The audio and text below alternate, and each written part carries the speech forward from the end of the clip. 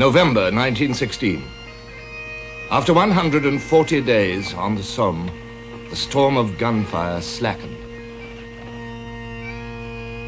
The exhausted armies took their rest under skies that carried the first snows of winter. 1.25 million Europeans had been killed or maimed or had disappeared in the shell-drenched uplands above the Somme. The whole area had become an enormous graveyard at which 3 great nations mourned. Field Marshal von Hindenburg expressed their grief. Over everyone hovered the fearful spectre of this battlefield, which for desolation and horror seemed to be even worse than that of Verdun. The millions of shell holes filled with water, or became mere cemeteries. Neither of the contending parties knew the exaltation of victory. Neither of the contending parties knew the exaltation of victory. This was true of more than the Somme. It was true of the whole war. Nowhere on the vast perimeter of the war, on the Eastern Front, in Italy, in the Balkans, had the battles of 1916 brought a decision.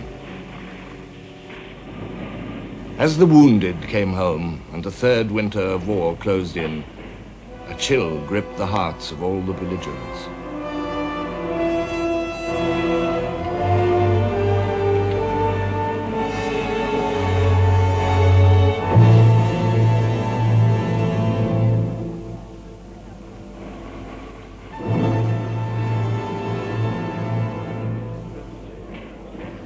The most depressing thing of all, I think, about the war were the casualty lists. Every time you opened the paper, it seemed to be nothing but casualty lists, and you always found people in it that you knew. Everybody wore black, and that was very depressing. Black, black, black everywhere. After I found that it was officially known that he had been killed, I used to pass my time away trying to make little baby clothes for my baby. And I felt I didn't want to live. I had no wish to live at all, because the world had come to an end, and for me, because I'd lost all that I'd loved.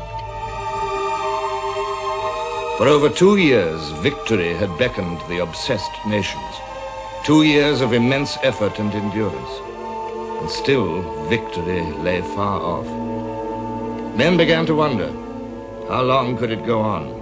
How many more would die? How many more weep before the victory? An unfamiliar word began to be whispered. Peace. Rumors of peace offers and peace talks spread from capital to capital across a Europe already half ruined by war. Berlin. Excepting the very wealthy and those who have stored quantities of food, every German is undernourished. A great many people are starving. Vienna. War weariness is growing, and the longing for peace is greater every day. Rome. There are already in Italy symptoms of war weariness and discontent. It would be wrong to pretend that there exists here a grim determination. Petrograd. The losses which Russia has suffered in this war are so colossal that the whole country is in mourning.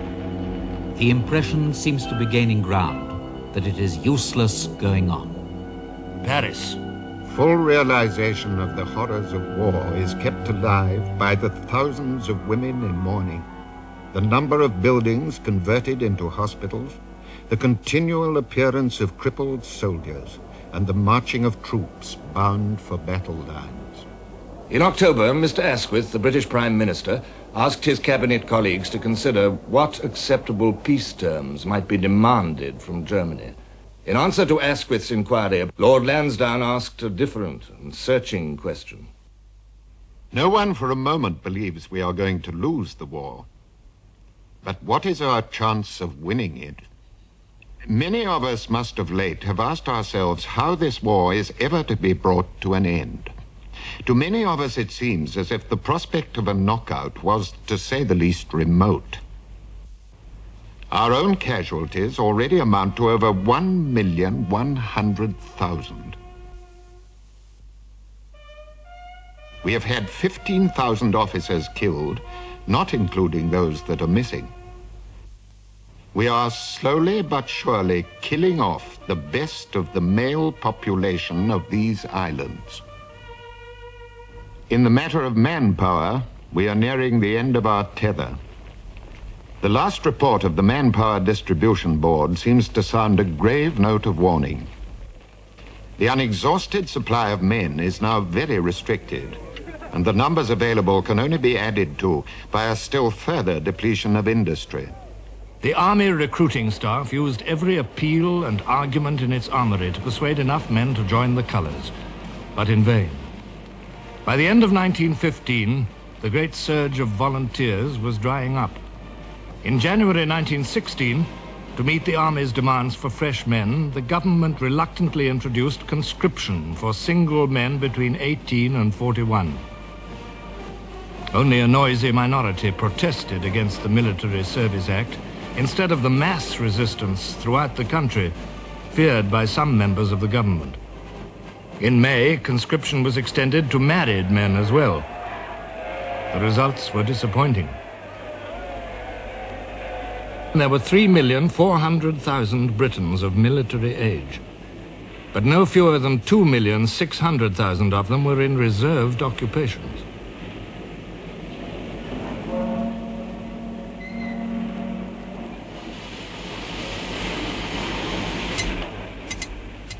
Kitchener's early appeals for volunteers had been answered by thousands of workers whom industry could ill spare. In Durham, coal miners had marched off to war en masse. Now, in 1916, Britain and her allies clamoured for British coal for their war industries.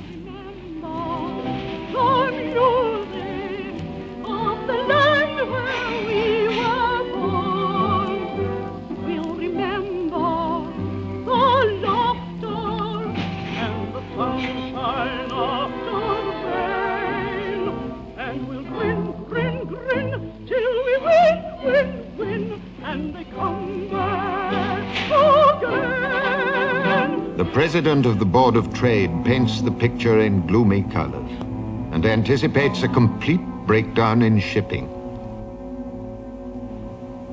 The submarine difficulty is becoming acute.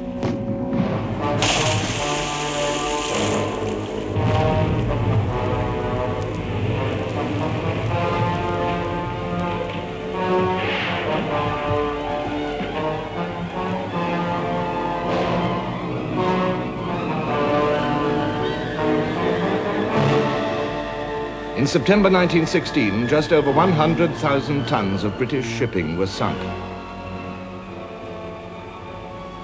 By December, the monthly figure had risen to more than 180,000 tons.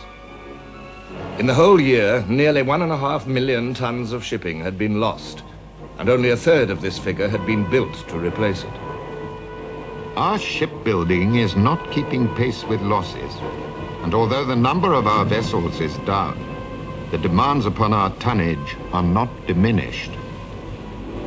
The increasing size of enemy submarines, the strength of their construction, point to the inescapable conclusion that in spite of all our efforts, it seems impossible to provide an effective rejoinder to it.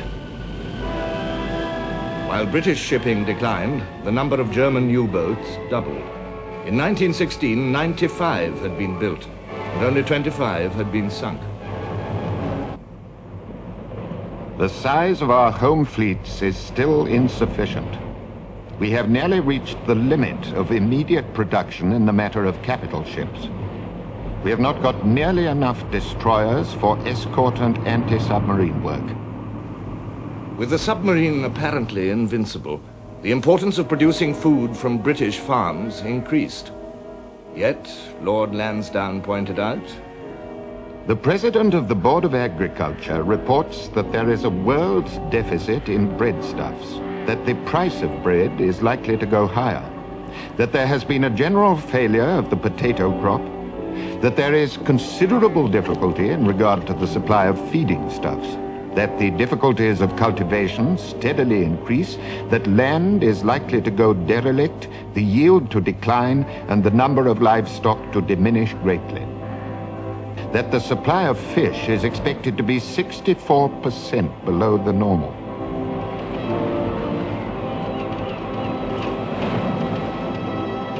The financial burden which we have already accumulated is almost incalculable.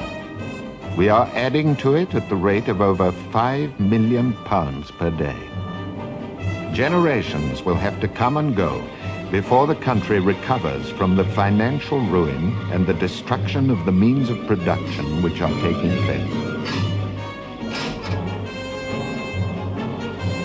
All this it is no doubt our duty to bear, but only if it can be shown that the sacrifice will have its reward. The responsibility of those who needlessly prolong such a war is not less than that of those who needlessly provoke it. Lansdowne's memorandum was a secret document, but reports in every newspaper in 1916 hinted unmistakably at failure, disappointment, at sacrifice without reward. On Easter Sunday, revolution exploded in the graceful streets of Dublin, centre of English rule in Ireland since the Middle Ages. 1,500 men of the Sinn Féin party seized the General Post Office building, turned it into a stronghold, and proclaimed a Republic of Ireland. In 2 days, British troops crushed the rebellion with ruthless force. An uneasy tranquility was restored. The citizens of Dublin came out of shelter and wandered round their city, surveying the wreckage with a kind of bewildered unbelief. The rising had been the work of extremists, men like those who had killed the Archduke Ferdinand at Sarajevo. Moderate Irishmen stood aside. Thousands of Irish soldiers were fighting as volunteers in the British Army. The British took this for granted, but they saw the Easter Rebellion as treachery, at a moment when the United Kingdom was battling for its very life. In the next 10 days, tension grew afresh in Ireland as the British executed 15 of the captured rebel leaders. Every shot resounded across Ireland, across the Atlantic Ocean, to the Irishmen in America. Every shot created another martyr in Ireland's long struggle for nationhood. After the executions, the British Army in Ireland was seen, even by moderates, as an occupation force. The homely man in khaki became a symbol of foreign oppression. British bitterness against the Irish rebels was reflected by the great crowds outside the Old Bailey during the treason trial of Sir Roger Casement, the prisoner in the Tower. Casement was an Irish patriot, captured on the eve of the rising after landing from a German U-boat. He was eventually executed, more than 3 months after the Easter Rebellion. During all this time, blazing indignation at Britain's actions swept the Irish community in America. Their millions of votes were a factor in the American presidential election in the autumn. There were those who feared, like Lloyd George, that the British victory in Ireland might be bought at an appalling price. The Irish-American vote will go over to the German side. Unless something is done, even provisionally, to satisfy America, the Germans will break our blockade and force on us an ignominious peace. Lloyd George proposed immediate Home Rule, but the blood of the martyrs prevented any peaceful solution in Ireland. The extremists did not want compromise. They wanted total and unconditional victory. Every belligerent sought that elusive prize. On June the 3rd, the most discouraging news of the war glared from the headlines of British newspapers.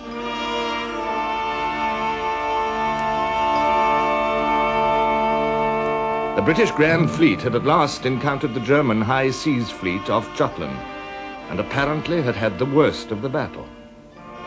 Was this possible?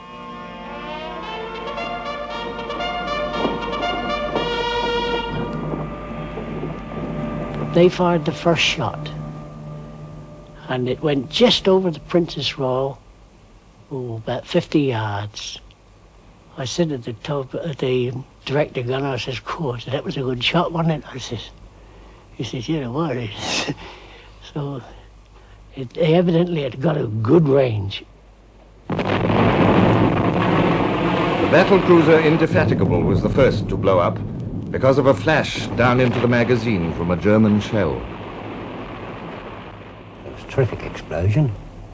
The guns went up in the air just like matchsticks, 12-inch guns they were. And she began to settle down. And without half a minute, she was gone.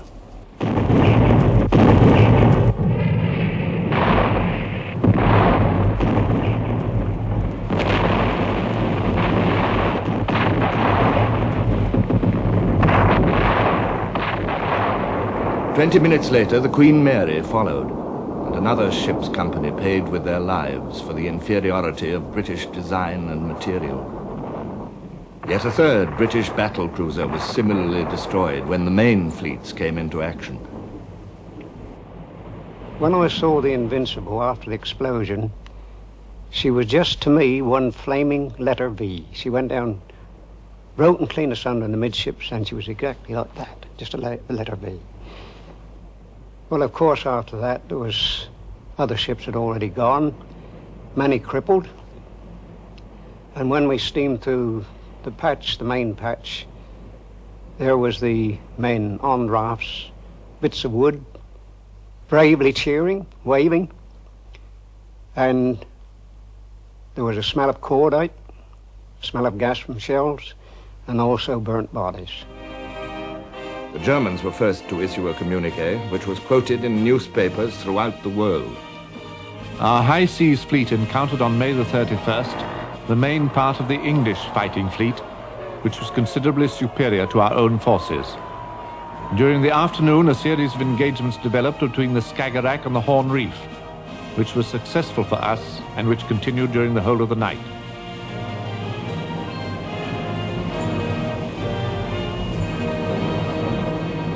The British communique did not state whether the Admiralty considered the Battle of Jutland a victory or a defeat. The newspapers drew the inevitable conclusion. The Times said, "It is clear that we have suffered the heaviest damage at sea we have met during the war." The British were stunned. The Navy was their deepest pride. 4 centuries of decisive victory lay behind the Royal Navy. In 1916, the British people expected no less. Instead, Germany's navy had had the best of an indecisive battle. German ships had proved stronger, more deadly fighting machines. Nevertheless, the German fleet had run back to port. An American newspaper noted, "The German fleet has assaulted its jailer and is still in jail."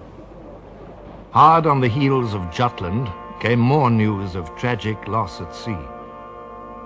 Lord Kitchener was dead, drowned in the cruiser Hampshire on his way to Russia. For the last 6 months, his power had dwindled, and control over the army and over strategy had passed to General Robertson, the chief of the Imperial General Staff. Kitchener took leave of the country he had served so valiantly, alone.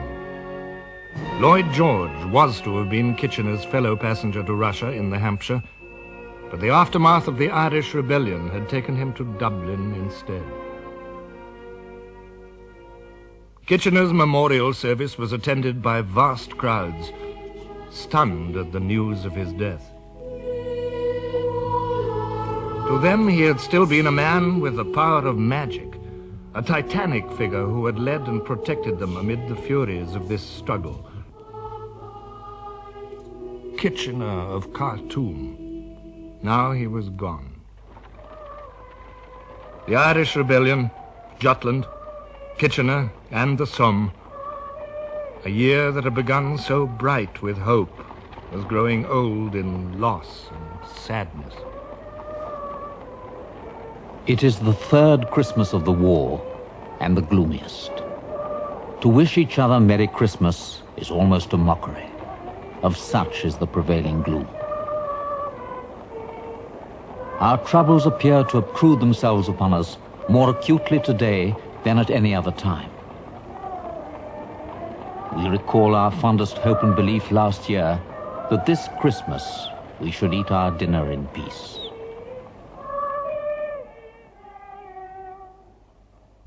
For Germany, too, 1916 was closing in gloom. For the first time since 1914, her armies had won few resounding victories for the fatherland to celebrate.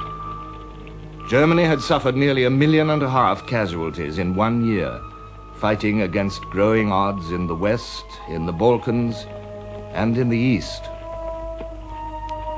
Once again, that summer, her brittle ally Austria had broken before a Russian onslaught. The worst crisis that the Eastern Front had ever known now began. For this time there was no victorious German army standing by ready to save.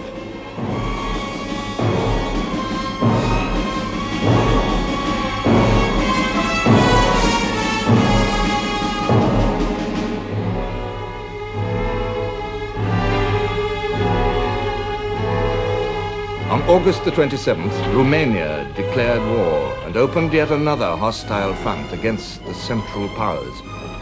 Germany's enemies had at last thrown their full weight against her with simultaneous violence.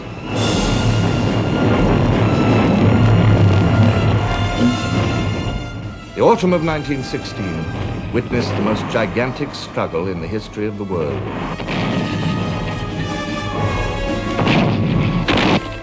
Nearly 14 million Allied soldiers against the 9 millions of Germany and her allies. The German army held on everywhere, but it was profoundly shaken. As early as September, the Germans had begun to build a new line of defenses far behind their front on the Somme, deeper and more powerful than before, the Hindenburg Line. Hindenburg told his officers, "We must save the men from a second Somme battle."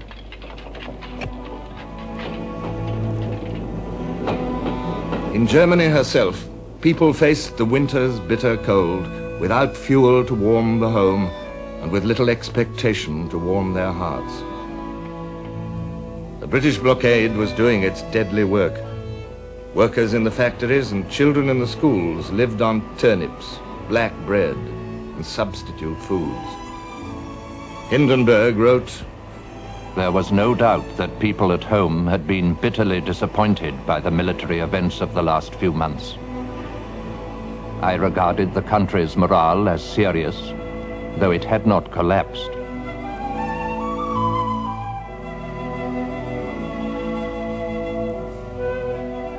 Victory seemed a long way away from Germany now. In Austria, the dream had well nigh vanished. On the 21st of November, the Emperor Franz Joseph died.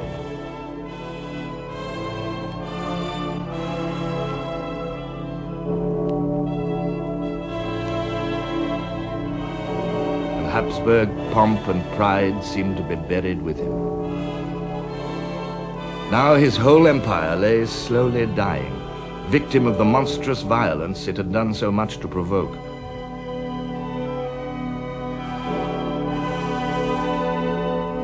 Its polyglot population, Austrian, Hungarian, or Slav, yearned for food, for warmth, for war to cease. With the venerable white-haired emperor, a large part of the national consciousness of the conglomerate empire sank forever into the grave. Austrian political leaders made no secret that she could not stand any further burdens in the way of military and political failures.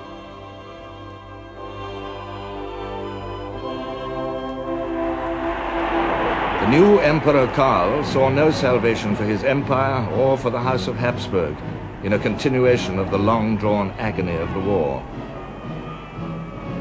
Like his peoples, he yearned for an end to empty victories and bloody defeats.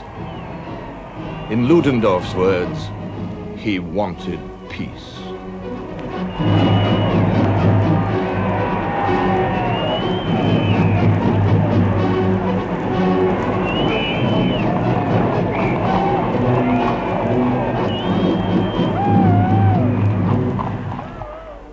Russian Empire, too, was dying. A dynasty that had ruled for 300 years was collapsing like a ruined monument under the blows of modern war. The last hopes, the last energies of the loyal soldiers and brave officers of Holy Russia had been poured into Brusilov's summer offensive.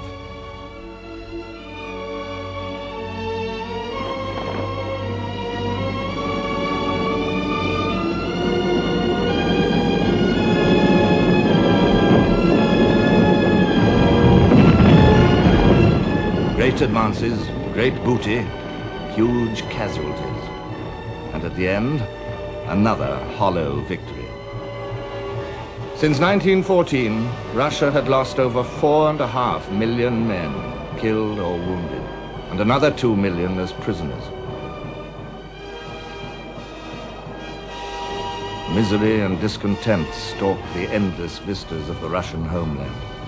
In December, an observer wrote to Lloyd George, "The next 3 months are the critical period. Either the government will yield, or there will be a revolution. Or Russia will have to stop fighting and make peace."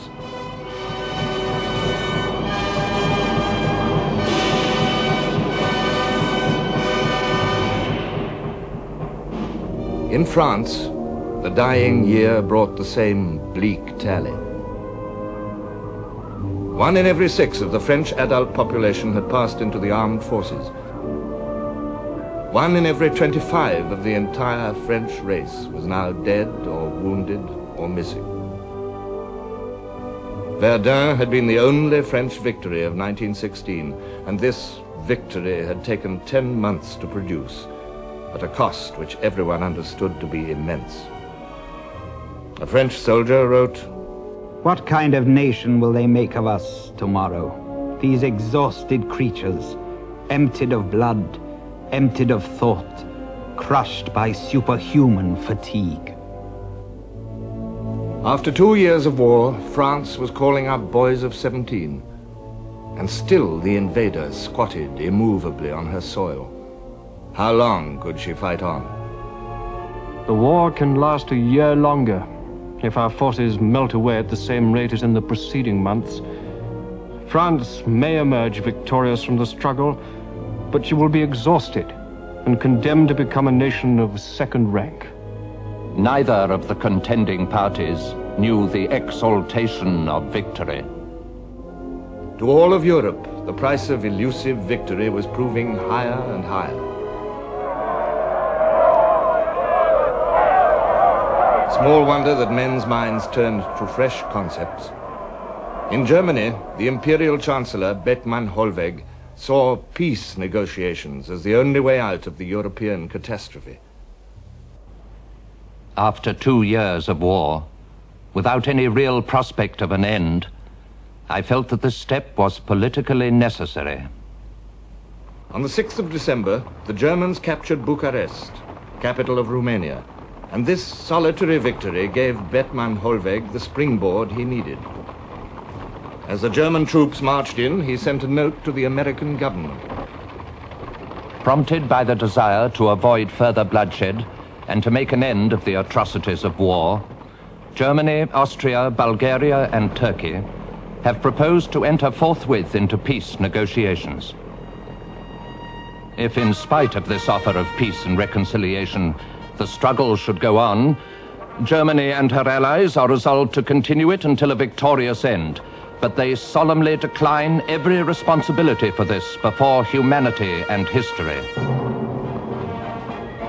Now, both the American President, Woodrow Wilson, and the Pope intervened to ask the warring nations to state their peace terms. Reactions were mixed. In Britain, there were a few newspapers which argued, "A summary rejection without reasons of the German offer by the Allies is out of the question." But other papers demanded war until Germany was utterly smashed. The question is the mastery between two wholly incompatible views of right or wrong, of humanity, of civilization, and of law. It does not admit of accommodation. It can be settled only by the defeat of one principle or of the other. Disillusion and disappointment at the end of 1916 did not draw men towards peace. But these feelings undermined the leaders associated with costly deadlock. In Great Britain, Lloyd George had replaced Asquith even before the German peace note was published. All Lloyd George's instinct drew him towards new methods of waging war.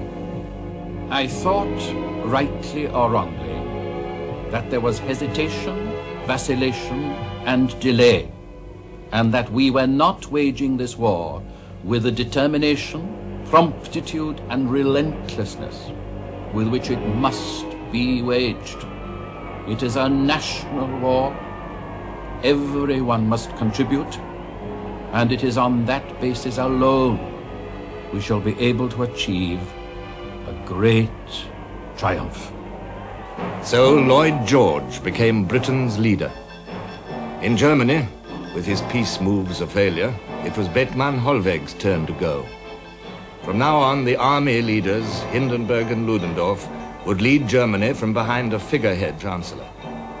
So, in each country, ruthless men replaced the more moderate. Ludendorff wrote, "The war had to continue, and had to be decided by force of arms. It had to be victory or defeat. As a result, there were further preparations on a large scale, the maintenance of our determination to fight, and at the same time the employment of every weapon in Germany's arsenal." The Germans believed that they had found a new and sure means to early victory. The submarine, used without restriction to sink all ships at sight, even neutrals, even Americans approaching Allied ports. The Chief of Naval Staff was confident that the campaign would have decisive results in 6 months. The loss of freight and the reduction of overseas imports would produce economic difficulties in England that would render a continuance of the war impossible.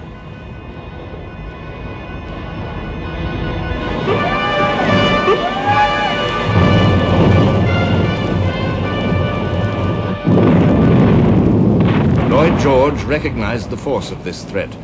The submarine must be beaten or Britain would starve. The jugular vein of Allied vitality was the sea. If that vein were once cut off, the Allied strength would soon be drained of its lifeblood.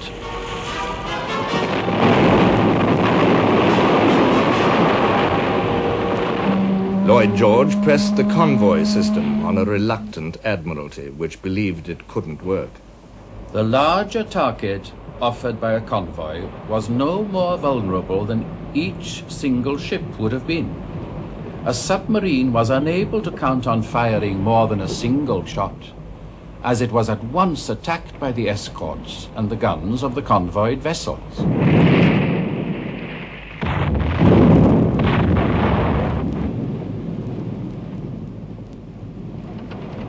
But victory at sea still depended on whether British shipyards could launch more new ships than those that sank beneath the waves. The shipyard workers were exhorted to speed construction.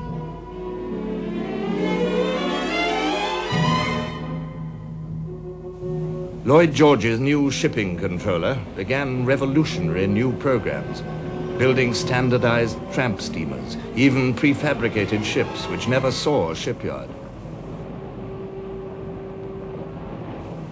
The third weapon against Germany's attempt to starve Britain was the very land itself. Lloyd George told his countrymen, "Every available square yard must be made to produce food. The labor available for tillage must not be turned to ornamental purposes until the food necessities of the country have been adequately safeguarded."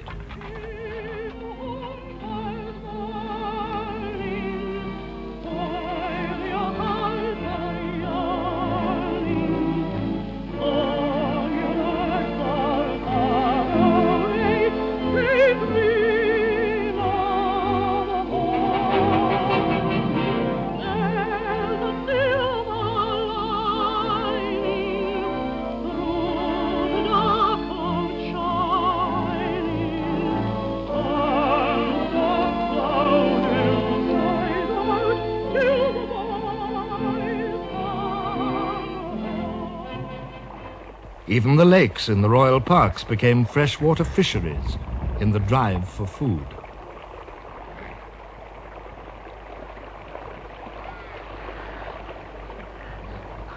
Milk and sugar and meat remained very scarce and were only rationed by price. The burden of sacrifice fell on the poor. There were demonstrations and protest meetings against the high cost of living. This mass meeting emphatically protests against the inaction of the government on the food question. We fully recognize that the present inflated prices are largely due to the profiteers who are taking advantage of the national crisis to exploit the people of this country. Lloyd George appointed a food controller to cut down wasteful methods of distribution. He appealed to the nation to ration itself. The saving of food means the saving of tonnage, and the saving of tonnage is, at the present moment, the very life of the nation. New leaders, new methods in Britain and Germany. France, too, sought change. General Joffre, victor of the Marne, commander-in-chief of the French armies throughout the war, seemed unable to produce new ideas. His weary countrymen now associated his name with attrition and failure. The French government found itself in danger. So Joffre was sacrificed with the title of Marshal of France. General Robert Nivelle, his successor, promised what France, in her weariness and grief, so desperately wanted: swift and immediate victory. We have the formula. With it, we shall beat the enemy. French politicians clung to Nivelle with desperation. The bitterest winter in living memory gripped Europe. For the ordinary people, it was a time of hunger and cold, anxiety and sadness. But they knew their duty. They believed their cause was right. In France and Britain and Germany, there was a grim resolve to fight on.